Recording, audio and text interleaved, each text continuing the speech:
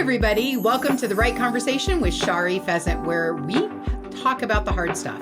I get into the real good things that you really want to hear when you listen into conversations with people. Look, communication isn't the biggest problem on a team. The biggest problem on a team is not having the right conversation soon enough.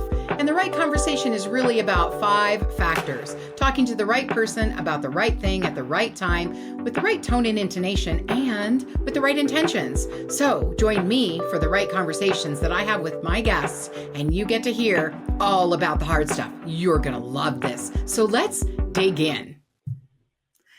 Hi, everybody. Shari Pheasant here once again for The Right Conversation. I am extremely excited to introduce you to someone today that I think you're all going to absolutely love. Chris Jones, who he is an award-winning editor.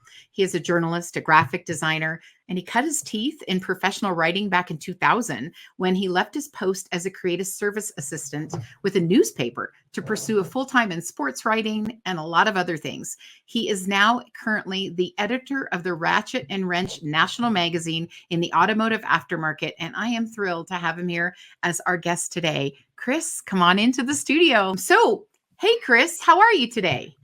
I'm doing fantastic, Shari. How are you today? I am doing very well. I'm excited to talk to you today about leadership. My guests know that I typically look up some stats. We dig into the weeds because we like to get to the nitty gritty here in the conversation. So I looked up that a staggering 79% of employees are going to quit after receiving inadequate appreciation from their managers. That's going to happen this year, 79%. 69% of millennials are concerned that their workplace doesn't develop their leadership skills. And there's a number, the number of women on boards of directors right now is only 15%. And 83% of companies say that developing leaders is crucial. What are we going to do with all that information? I mean, that's a lot of information, but I think, when you think about leading people and you think about what it takes to lead people, it's not so much a science as it is just treating people the way you want to be treated, essentially. You know what I mean? Like at the end of the day, when you're leading people, at least for me, I tend to lead people in a manner that is reflective of how I wish to be treated or how I wish to present myself to the world. If you're leading, in a dictatorial way, then it says a lot about who you are. But I think if you're leading with your heart, if you're leading, with the intention that, you want people to feel valued, well, that's a whole different thing. And I think that we need more of that sort of leadership, because I feel like we're in a place in this world where, once upon a time, you grew up in the do as I say, not as I do sort of life. I grew up with that as my parents were that way. Do as I say, not as I do. Children should be seen, not heard. And I think that kind of carried over for a long time, where you go to work, you obey your boss, you do what you're told. And I think now we're in a place where, people want to feel heard, they want to feel valued, and they want to feel like they're part of that journey. It's kind of like, when you get married, your wife marries you because she wants to be a part of that hero's journey with you. And I think it's the same thing with people who decide they want to work for your company. They want to be a part of that success story alongside of you as a leader. I totally agree with you. And I think leaders are very different.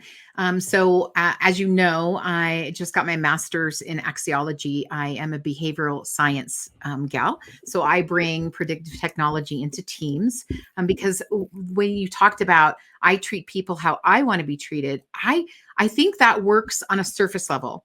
However, imagine that I like, if behavioral styles, right?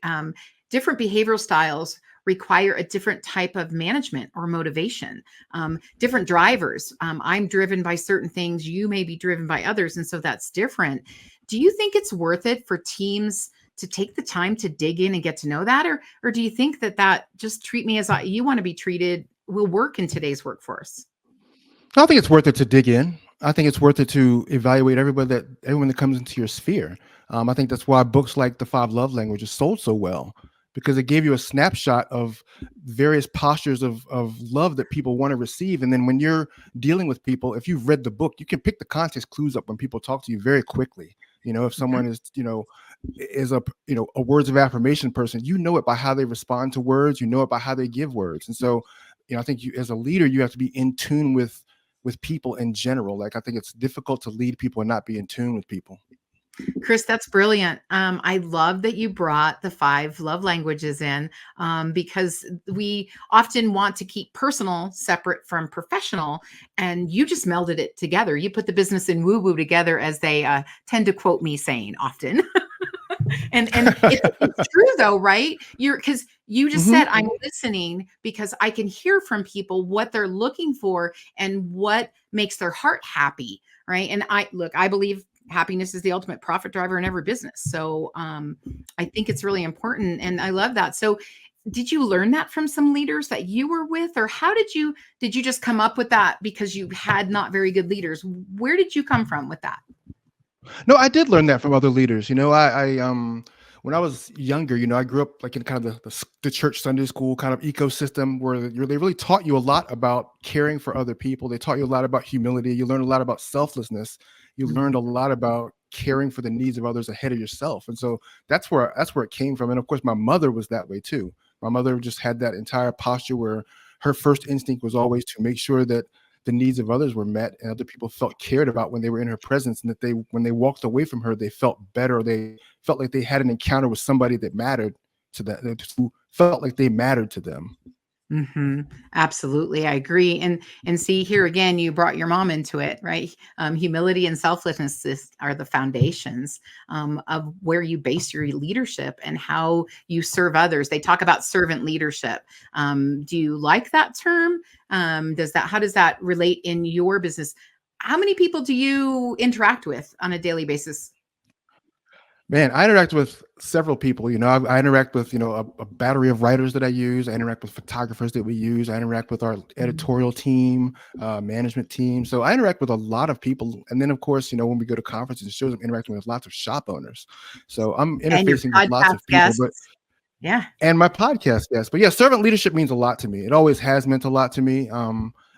Years ago I read J. Oswald Sanders' book. It's called Spiritual Leadership, but it totally goes across all planes where it talks about really how you learn to lead people in various aspects of life. And so servant leadership for me is a big deal. Right now I'm currently studying project management, and that's like the core tenet of project management on the agile side is servant leadership, learning to make sure that the development of your people is the most important thing to you because it's the driver for all projects. Because everybody loves change, right? Not so They much. do. And No. the Well, project management here right now, we see in many industries that they are utilizing project management for change management because they're having to go into mhm. change. So they're creating new projects. They're going through project management, and both of them are run concurrently with each other as far as making sure that everybody has time to understand it. That you have a clear right, you have clear agreement and different styles of personalities, of behaviors. Some of us move very quickly. Like, I get it, just give me the bullet points. And then others want to read the paragraph, want to analyze the paragraph, and want to discuss the paragraph before they're ready to implement the change or move forward on the project. Have you come across that yourself? Yeah, I mean, it's part of when you're a leader, when you're doing servant leadership, it's part of that self-management aspect where you're allowing people to do the job that they're hired to do. You allow them to do the work that they are capable of doing, and all you're doing is just doing checkpoints with them throughout the day. When we're in production, my art director, her and I will do morning checkpoints. Throughout the entire production Mm. cycle, where 9:15 in the morning, here's what I'm doing today. She'll tell me, here's what I'm working on today. And I'll ask her what do you need from me today? She'll tell me what she needs from me for the day. I make sure she gets those needs met, and that's how we run through our production cycle for each magazine. Okay, did everybody hear that? I just want to stop the presses right now, so to speak, in your language, right? Stop the presses. Right? That was brilliant. Is a morning huddle, a morning check-in, a checkpoint. I think that's really important. I think it's important in shops. It's important on teams.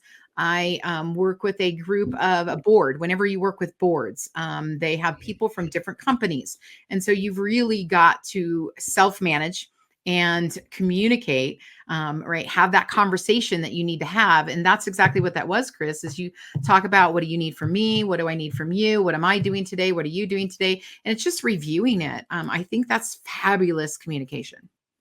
Oh, thank you, Shari. Absolutely. Absolutely. Now, I did a little bit of stalking on you too, by the way. Um, Uh-oh.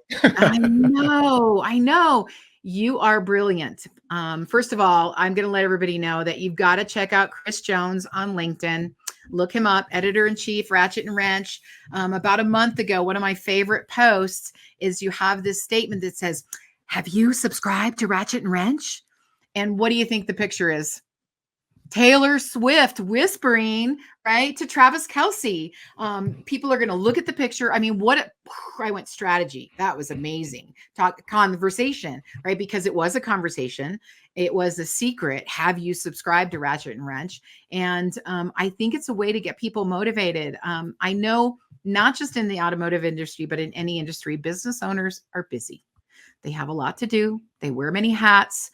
They're typically not as good at delegating or letting go, especially if they're still in the business, not on it. So they have trouble finding time to do other things, right? And to look at LinkedIn or to read Ratchet and Wrench magazine. However, I have to tell you that it's important because the magazines that are out there for you that help you in a 2-minute article, in a couple of 2-minute articles, you're going to get information that can change the way that you do business. And I've seen that in Ratchet and Wrench magazine, Chris. It's a great magazine. Thank you for all of what goes into putting that out. Oh, thank you. I appreciate it. I mean, we have a great team around me, so I appreciate that. Well, and I think you pick up on the little guys, the guys who are out there who do work in the hustle and getting things done, but may not have everybody watching them or listening to them. And I think that that's really great. And I admire that a lot. And I know that you've brought in a couple of new shop owners as writers, Kathleen and Dutch, and I'm looking forward to hearing from them as well. Yeah, they're phenomenal.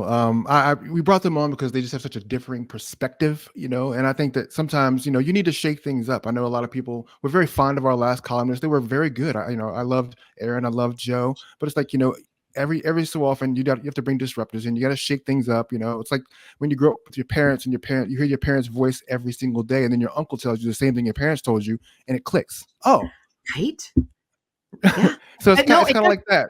We have to switch. And I agree with you. It's just switching it up. I think it's giving other people a voice.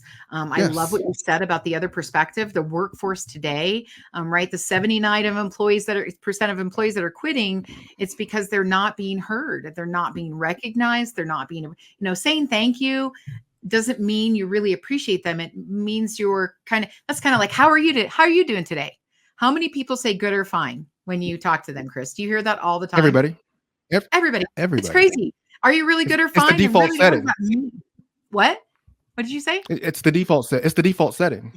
The default setting. Exactly. So thank you to me is also a default setting anymore, especially in the workplace. Instead of, I really appreciate how you took care of that customer and cared for her and walked her out the car. So, I mean, I think that feedback from leaders needs to be more specific, which requires a lot more attention to your workforce today. Yeah, there's something we used to say in B&I when I was in B&I years ago. You have to be specific to be terrific. Oh, I remember my B&I days too. A lot of fun, a great group of people. B&I is a Business Networking International. Isn't that what the It is, B&I stands for? And so you show up every week with the same group of 10, 15. I think we got up to 35 people in our B&I. We were a rock star B&I. Absolutely. Oh yeah. You guys were exchanging money. Right. And, I think it was something like 2.3 million the last year that I know. Wow. But and Chris, that's what I'm about. Like, I am the scaler. I went in the landscaping industry. One of my clients, I got through B&I, and we took their business from 3.2 to 7.7 million in 3 years. At the time, he was on a back lot that the city of Reno was about to take from him, and now he owns a $5 million building that he renovated himself on a main street in town. So yeah, it's not about me. It's about what we can collectively do together. I have a piece of the pie. If it fits and adds to your pie or your a la mode or whatever that looks like, then it's a great fit. And I always think there is a fit. I have people that are advising and consulting me on the outside. Chris, I'm sure you do as well. I do. Yeah. We have an editorial advisory board who, kind of is my ears on the ground in the shop environment because, I'm not the technical guy, right? I'm just the journalist guy. I know the business side of things, but not business of auto repair. Did I hear you say just the journalist guy. I am the journalist guy. You I are the journalist. am the journalist Yes. guy. I love your humility, and yet I want to feel your confidence because you are a Yeah. rad guy. In fact, he is so rad that he plays with Raspberry Pis. I understand, by the way. The Raspberry Pi. Yes. So Raspberry that's Pi. Oh, see, I'm not Raspberry even that Pi. techie. Raspberry Pi. Talk to me about Raspberry Pi. What is that? So Raspberry Pi is it's a really tiny computer. It's about the size of like 2 iPhones stacked on top of each other. I got the And pictures. They even yeah, opened it up, but I still yeah. don't know, Chris. So help me But yeah, so understand. what it is, you can load up like lots of like video game emulators into it. It's like old console games that you play when you're a kid, arcade games. So you can stack it up really high, like thousands of games can fit inside that thing. And so, I'll Wow. pop it open every so often and, play them or play with my kids, and we just have a good time on it. So why the retro games instead of the new ones? I'm an 80s, 90s kid, man. That's just what it is. What's your favorite game? I, I I, remember I Pac-Man. love what I love. I love what I Yeah. love. Yeah, no, my favorite game I would probably say is Mike Tyson's Punch Out. I could play that all day long. I love it. Oh, how fun is that? Yeah. Have you Yeah, hit any it's funny. championships? Do you have high score? Do you have high score? Yeah, I've beaten Mike Tyson several times. It's harder now because I don't play it as much, but yeah, I've beaten Mike Tyson quite a bit in the course of my Nice. life. And what are your kids' games? What do they love to play? So my oldest son likes to play Elden Ring on his Xbox. He has an Xbox One S, Okay. and then my other son likes to play Fortnite, and then my daughter likes to play Roblox. Oh, so I've actually played both Fortnite and Roblox, believe it or not. My grandchildren, all boys, play those things as well. And we talk about it. In fact, they just came with the new virtual reality glasses, and they're like, Grandma, you got to climb on the little wood path and you're way up in the city. And if you step off, you're going to fall. And I was like, so I could see me one of those people, like I fall into the big TV or something, right? And so I wouldn't do it. No, I was scared. I mean, they were laughing at me. They were doing it. And I finally caved to peer pressure of an 8 and a 10-year-old, but okay. And that I walked, but I was prepared. I didn't fall off the plank, but it felt scary. Like it really felt, Oh, yeah. They made it wider for me, in all fairness. And then they made it smaller, and I did it that way. And then I jumped off on purpose. What I did was I jumped and I flipped it, and then I brought it back down. So when I first jumped, I didn't feel that initial, and it was moving slow. And of course, my liability, I was like, of course it is, Shari. If they made it work really fast, then right, there would be injuries and the company would be out of business. So Yeah. it's not so scary. Yeah, I love the Oculus headset. Yeah. Yeah. All three of my kids have one. I'm a big proponent of my kids like being like on the cutting edge of technology at all times. I'm like, that's the generation you live in. So I feel like I really want you just to be all over it. And so they all have one. They all play together. They have fun with it. But I have played it, and yeah, it does mess with your sense of like perception and balance. If you're inside there, you have no idea what's real and what's not in terms of, your equilibrium. Oh, and we could just take that right into the leadership conversation, Chris, right? Perception and equilibrium of how things are going. And I think that's cool that you have them in technology, because you're right. That's the world of tomorrow. And if we want to keep them from it, then we're going to hold them back. If we allow them to utilize it, and as parents, we are there to guide them, it's a beautiful thing. Agreed. Yeah. Absolutely. So I think that's wonderful. Thank you for being a great leader to your children. They will be leaders of the future, right? I mean, think about it. You and I are going to be old, and we're going to be sitting in our rocking chairs, and who's going to be running this world? Your kids. Yeah, they will be. And my grandkids. That's right. My kids are already rocking it. My son just came back to our shop, by the way, as a shop foreman, and he was just designated as a world-class technician this year. So congratulations. Yeah, thank you very much. He built his first engine at 9. We've been through a lot, and he did leave the shop for about 6 years, same amount of time I did. So, family working together, sometimes the dynamics, like marriage is more important than money. That's what I always told my husband. And I had some great opportunities to go and do some different things. And my son did too. When he started running his own shop, he understood a little bit more about, we don't do this anymore. We have big vats, but in the day you had the bottle of oil, you flip upside down to make sure you get it all out. and he wouldn't do that. He'd throw them away, and his dad'd be like, "What? You're wasting money." Now he gets it. So part of that process that we all go through, and I think a lot of our shops are family, and they're looking at Hmm. succession planning. What do you find is going on with the leadership there, right in between the maybe the father and the daughter or son, or what does that look like? In terms of like the dynamic, or Yeah, like you've done a lot of stories. You're a journalist. What are some of the Mhm. stories you've heard of how they surmount, right? Those, you've got to put ego away. You got to check it at the door. And typically, right, a son is wanting to show his father how good he is. A father's not releasing his role to teach his son. And that dynamic, when we don't work on it, can lead to butting heads, I have found. Yes. So, what have you seen?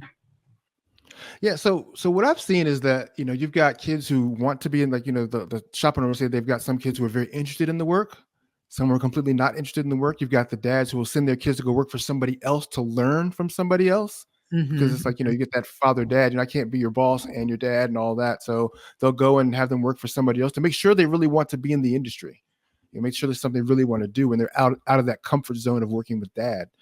So they'll send them to do that, or they'll work in different areas of the shop. So not like in that leadership role next to dad, maybe, but they're maybe a shop foreman or a technician, or they're a service advisor. So you have that dynamic. Then it's not far fetched that I've also heard that people have fired their kids from a position, from a job, and the kid has had to learn the hard way to not kind It of take it for happens. granted. So you Yeah. you you hear various stories, but I mean, for the most part, when you hear the kid who's taken over for the dad, they're very grateful for all the things that the dad taught them or tried to teach them, and when they were kind of hard headed. I think part of that's just growing up, that frontal It, lobe doesn't fully develop till 26 or so. And it's true. And then maybe you have to yeah, use it for a few years to really know how to use it. That potentially may be what's happening with our workforce. So yeah. It kind of develops that Star Wars dynamic, where Luke, has to overcome Vader, to take his place, oh, to become that, to feel validated, you know. yes. Yes, that's good. Star Wars fans, if you're listening, I know you're all going, yes.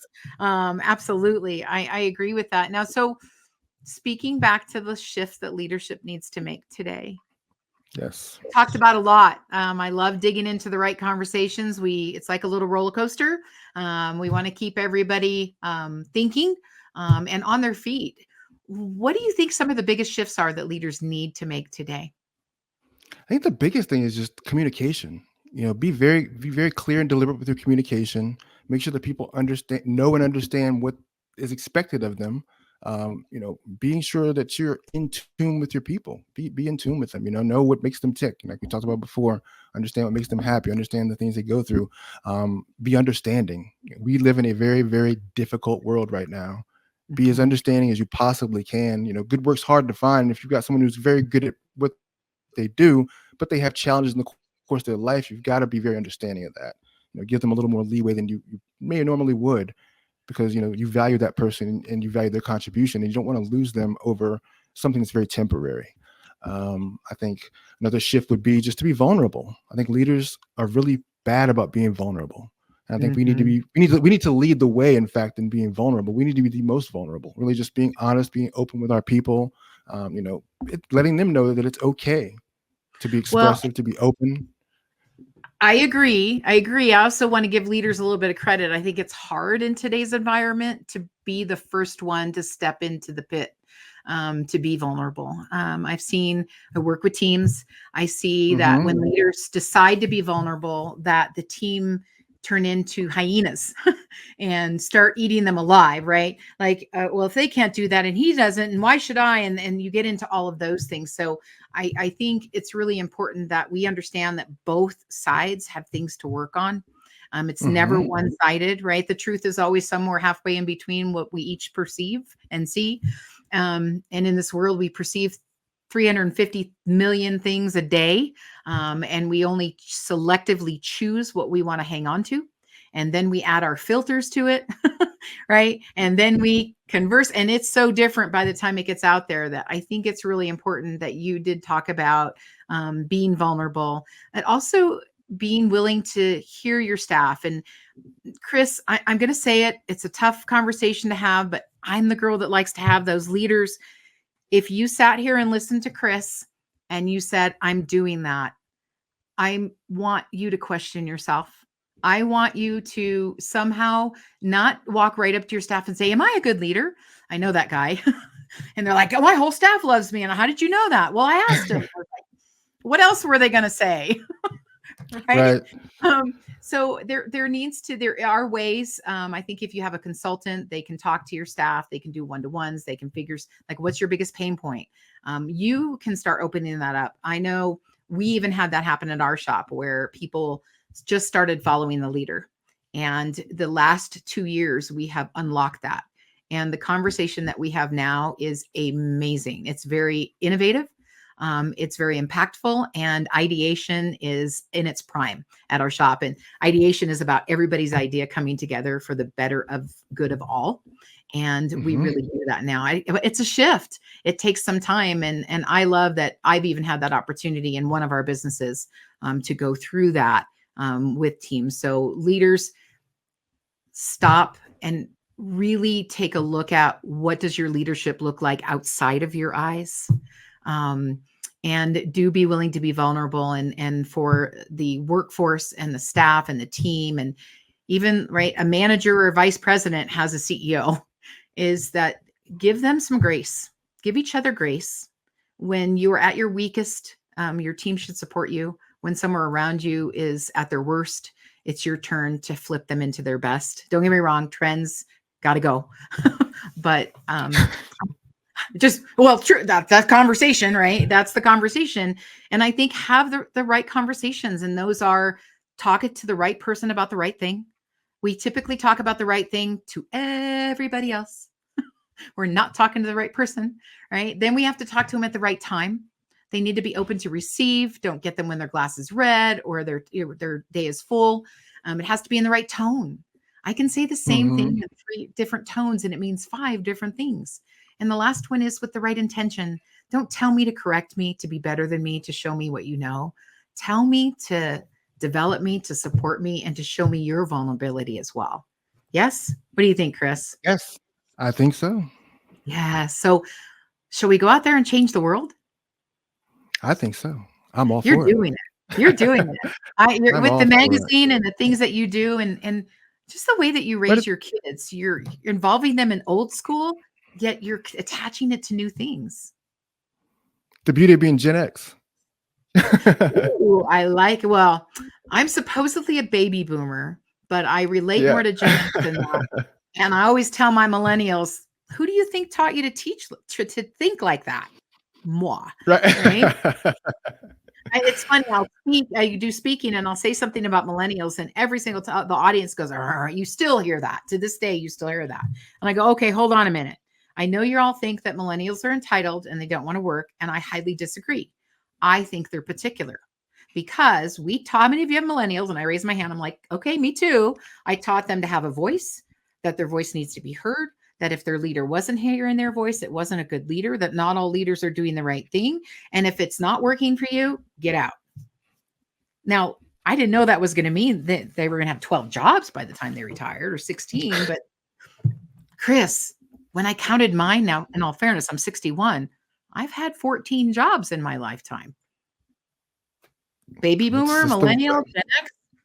I don't know. It's the world we live in, because when we had that shift, in the 80s, 90s, when we went from the employers who, valued long tenured service for 20, 30 years and would give you the pension when you retired, when that flipped over and became, hey, you became a commodity, and you became like, here's the 401k, which is here's a little kickback for you for dumping some money in for towards your own savings, and you started paying for your own healthcare partially. The whole dynamic just went on its head. So yeah, I think people are looking for who's gonna not take care of me per se, but who's gonna help me to really put down roots. Help me to put down roots for later in life, where I can feel secure about my future. Oh, I love that. Absolutely. And that means developing your workforce in a way they want to be developed, right? Pouring into them and allowing them to grow under your tenure, not be held back, so they can serve you how you need. That's it, and if something I learned years ago, man, if you take the four love languages bit. And if you've ever read Harvey McKay, he talks about his system of just, asking his like 81 questions or whatever. But if you just listen to people and just document, just, okay, I know this person's love language is such, and they always talk about the Green Bay Packers. They always talk about this particular flower they like or this particular movie. And then whenever that pops up in the news or you see it, and you just, hey, I saw this in the news and I thought about you. It's just that little, it's such a small thing, but it shows people that you're thinking about them all the time, because it shows that you pay attention. It does. You're making space for them in your mental being. And that's a big deal. I agree. Yeah. I agree. So it's great wisdom today, Chris. Thank you so much for joining me on my podcast. I really appreciate it. I'm excited for everybody to hear our conversation. I think you've laid down some really fun stuff today. So thanks for being so open and being vulnerable and letting us know. I appreciate it. And you're welcome back anytime. We can talk about all kinds of stuff. I love it. Thank you so much for having me on, Shari. It was great to be here. Awesome. Well, everybody, join me again for the right conversation today. We were talking with Chris Jones, and we laid down some tracks today, so you're going to want to listen in. Have a great day, and I'll see you on the inside. Well, I'm sure you've loved this conversation, and you can tell that it's not over yet. So join me on the inside in the next podcast, where we're going to continue our conversation.